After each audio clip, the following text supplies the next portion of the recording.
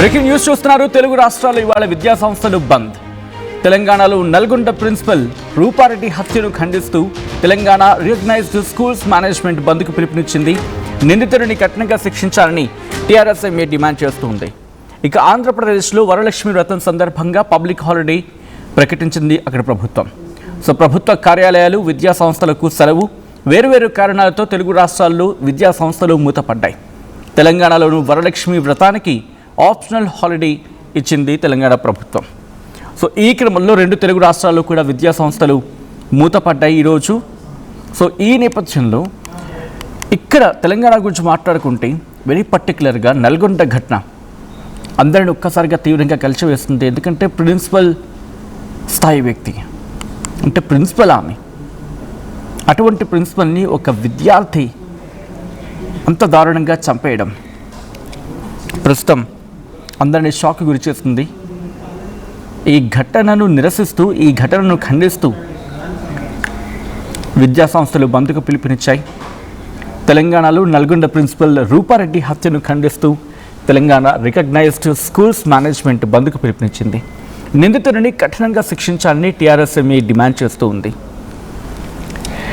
And నేను మిమ్మల్ని అడిగే ప్రయత్నం చేస్తూ ఉన్నాను, మాట్లాడే ప్రయత్నం చేయండి.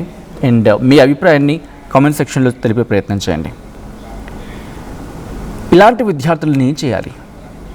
ఎందుకంటే వీళ్ళు ఇంకా ఇప్పుడిప్పుడు ఇంకా చదువుకుంటున్న వాళ్ళు, చదువుకుంటున్న విద్యార్థులు ఒక్కసారిగా అటువైపు అంటే క్రైమ్ వైపు మళ్ళడం అనేది బహుశా సొసైటీలో ఎక్కడో చోట ఇంపాక్ట్ చూపించుంటుంది. అంటే సొసైటీలో జరుగుతున్న ఘటనలు, లేకపోతే సమాజంగా ఎక్కడో చోట మనలో కూడా లోపం ఉందా అనే క్వశ్చన్ రైజ్ చేస్తుంది. ఎందుకు పిల్లలు క్రైమ్ వైపు మళ్ళుతూ ఉన్నారు? సాధారణంగా పిల్లల మనస్తత్వం ఎలా ఉంటుంది? ఏదైనా ఒక ఇష్యూని వాళ్ళు త్వరగా లెర్నింగ్ స్టేజ్లో ఉంటారు. అండ్ దట్ టు 5th నుంచి 10th అనేది వాళ్ళకి లెర్నింగ్ స్టేజ్లో పీక్స్కి వెళ్తూ ఉంటారు. అది కెరియర్ని టర్న్ చేస్తూ ఉంటుంది. అటువంటి ఒక విద్యార్థి ఇంతటి దారుణానికి పాల్పడ్డం అంటే చాలా క్వశ్చన్స్ రైజ్ చేస్తూ ఉంటుంది. సో ప్రస్తుతం దీని గురించి తీవ్రమైన చర్చ జరుగుతుంది ఇటు తెలంగాణ గురించి మాట్లాడుకుంటే. అండ్ ఇప్పటికీ స్కూల్స్ ప్రిన్సిపల్స్ కావచ్చు, టీచర్స్ కావచ్చు భయపడిపోతూ ఉన్నారు, ఆందోళన కలుగుతుంది. ఎందుకంటే మందలించడం కూడా ఒక సర్టెన్ స్టేజ్ వరకు ఉంటుంది కదా. ఇప్పుడు పిల్లల్ని మందలిస్తే ఎక్కడ ప్రాణాల మీదకి వస్తుందో అని చెప్పి ఒక రకమైన భయం కొంతమంది టీచర్స్ని, కొంతమంది ప్రిన్సిపల్స్ని ఆవహించిందనలు అతిశయోక్తి లేదు. ఎందుకంటే రోడ్ల మీదకి వెళ్ళిన తర్వాత ఏం జరుగుతుందో తెలియదు. బికాస్ ఇక్కడ విద్యార్థి ఇంటికి వెళ్ళి మరి ప్రిన్సిపల్ని చంపేశాడంటే దట్టు రెక్కి నిర్వహించి ఒక ప్రొఫెషనల్ కిల్లర్ లాగా రూపారెడ్డిని చంపేశాడు. దానికి ముందు ప్రణాళిక సిద్ధం చేసుకున్నాడు. ఇదంతా కూడా సో ఇదే కదా దీని గురించి ఇప్పుడు మాట్లాడుకుంటున్న పరిస్థితి. అండ్ పూర్తి సమాచారం అందించేందుకు మా ప్రతినిధి నిర్మల సిద్ధంగా ఉన్నారు. నిర్మల దగ్గరికి వెళ్తూ ఉన్నాను. నిర్మల, రెండు తెలుగు రాష్ట్రాల్లో కూడా ఇటు విద్యా సంస్థలు మూతపడ్డాయి. అండ్ వెరీ పర్టికులర్గా తెలంగాణకు సంబంధించి కొంతమంది అంటే Telangana recognized schools management TRS MA బంద్కు పిలుపునిచ్చింది. నిందితుడిని కఠినంగా శిక్షించాలని టీఆర్ఎస్ ఎంఏ డిమాండ్ చేస్తూ ఉంది. సో ఎటువంటి ఆలోచనలో ఉన్నారు? ఎందుకంటే ఇప్పుడు ప్రిన్సిపల్స్ కూడా కొంతమంది ఆందోళన వ్యక్తం చేస్తున్న సందర్భం, అఫ్కోర్స్ ఆఫ్ ది రికార్డ్గా మాట్లాడుతున్న క్రమంలో, అండ్ టీచర్స్లో కూడా ఆందోళన కనిపిస్తూ ఉంది. అండ్ ఏం డిమాండ్ చేస్తుంది టీఆర్ఎస్ ఎంఏ? సచిన్, ఈ కేసు మాత్రం రూపారెడ్డి విషయానికి వస్తే కూడా స్కూల్స్ కాకుండా తల్లిదండ్రులు కూడా భయభ్రాంతులకు గురవ్వాల్సిన విషయం అని కూడా చెప్పుకోవచ్చు. ఎందుకంటే ఎప్పుడు కూడా ఎక్కడ కూడా జరగని ఈ రీతిలో కూడా ఇక్కడ నల్గొండలో చోటు చేసుకుంది అనేది కూడా తెలుస్తుంది. అది కూడా ప్రిన్సిపల్ రూపారెడ్డి విషయంలో మైనర్ బాలురైన అటువంటి స్టూడెంట్స్ ఇంత కక్షపూరితంగా కూడా ఈ ఘటనకు పాల్పడడం అనేది రెండు తెలుగు రాష్ట్రాలలో కూడా మొత్తము సంచలనంగా మారింది. అదే విధంగా కలకలం రేపుతో భయాందోళనకు గురి చేస్తున్న విషయాలను కూడా చెప్పుకోవచ్చు.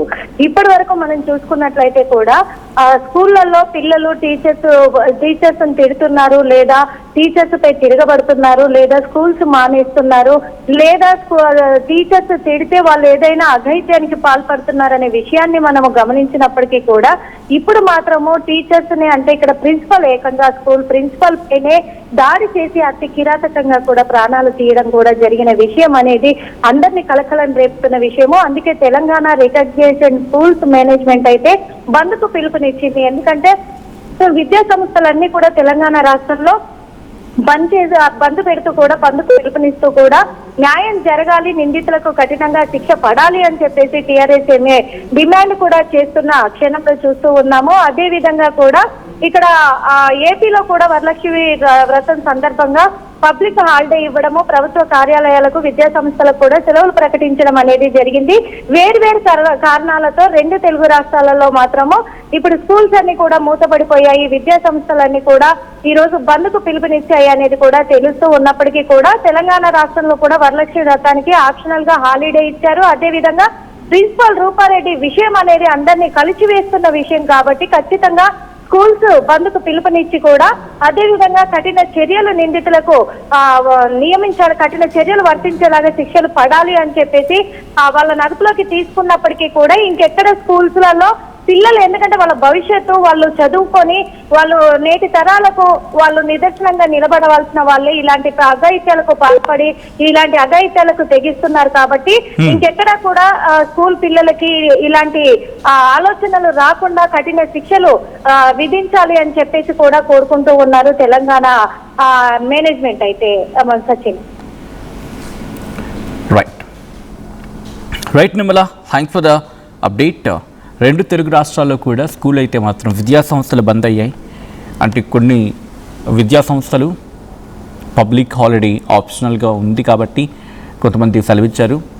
ఇంకొంతమంది తెలంగాణ రికగ్నైజ్డ్ స్కూల్స్ మేనేజ్మెంట్ బంద్కి పిలుపునిచ్చిన నేపథ్యంలో స్వచ్ఛందంగా వాళ్ళు బంద్ను పాటిస్తూ ఉన్న పరిస్థితి. ఇక ఆంధ్రప్రదేశ్లో వరలక్ష్మి వ్రతం సందర్భంగా పబ్లిక్ హాలిడే ప్రకటించింది. ఇక్కడ ప్రభుత్వ కార్యాలయాలు, విద్యా సంస్థలకు సెలవిచ్చింది.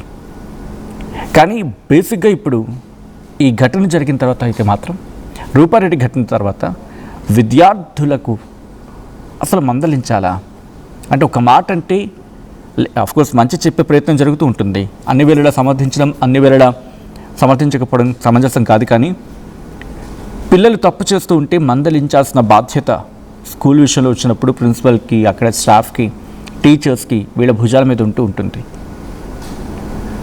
సో ఇప్పుడు కనీసం ఒక మాట అనాలా, మన పని మనం చేసుకుపోతే సరిపోతుందా, వారిని మందలిస్తే తిరిగి ఎక్కడ మనకి ఆ రిపకర్షన్స్ ఉంటాయని చెప్పి ఆలోచనలో పడ్డారు టీచర్స్ అంటే జస్ట్ అర్థం చేసుకోండి.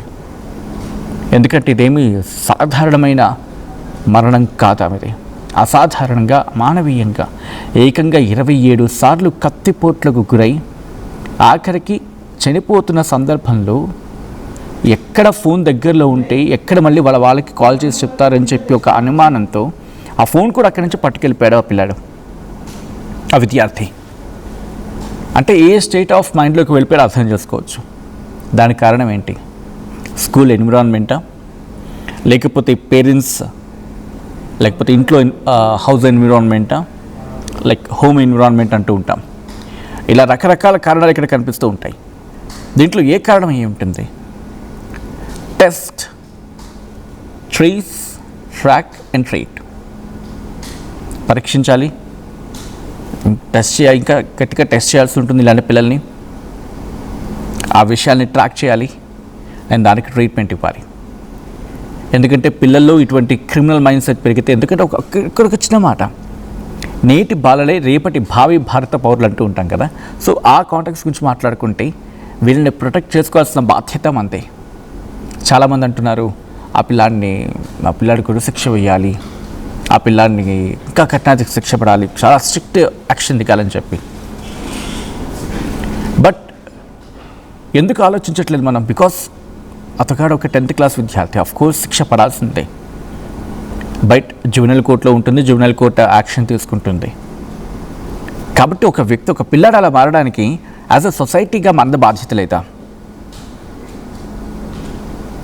మంది కూడా ఉంటుంది కదా. పేరెంట్స్ నుంచి మొదలుపెట్టి, షాప్కి వెళ్ళే వ్యక్తి నుంచి, బస్సులో ట్రావెల్ చేసిన దగ్గర నుంచి, స్కూల్లో స్టూడెంట్స్ దగ్గర నుంచి, టీచర్స్ దగ్గర నుంచి అందరి, because we're part of environment. కాబట్టి ఆ పిల్లాడిని ఇన్ఫ్లుయెన్స్ చేస్తుంది ఏంటి?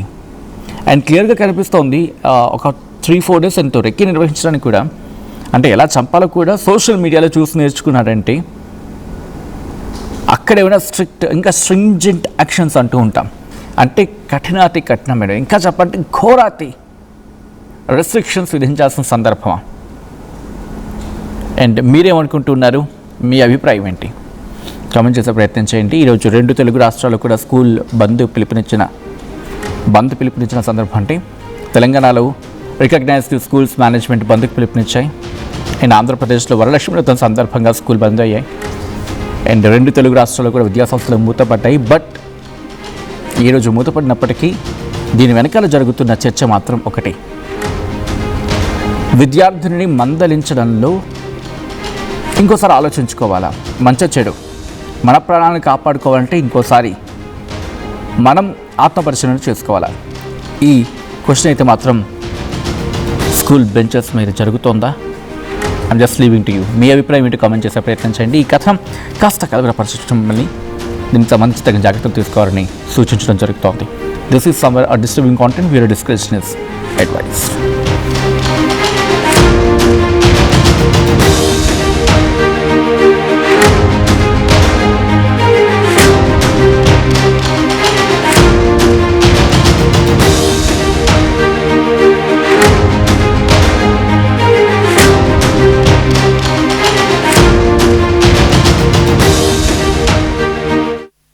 టోర్నమెంట్ కి ముందు పెయింట్ ఎలా చేస్తాం? Pure in its form with grace made noble.